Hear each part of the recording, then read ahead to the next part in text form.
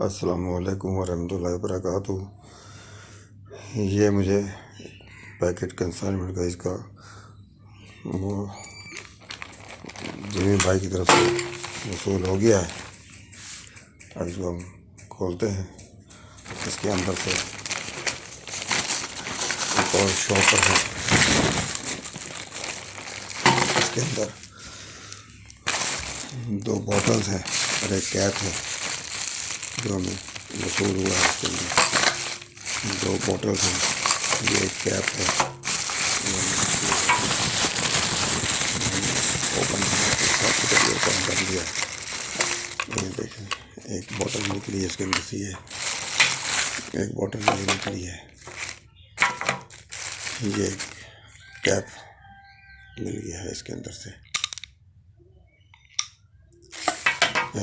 بہت شکریہ جمیل بھائی کا، انہوں نے میرے یہ چیزیں میرے پاس پہنچا دی ہیں، الحمدللہ۔ باقی میں تفصیلی ویڈیو دوبارہ بنا کے میں پھر آپ کو شیئر کرتا ہوں انشاءاللہ تعالیٰ۔ اللہ تعالیٰ آپ کو حفظ و امان میں رکھے، آمین۔ اللہ حافظ، السلام علیکم ورحمۃ اللہ۔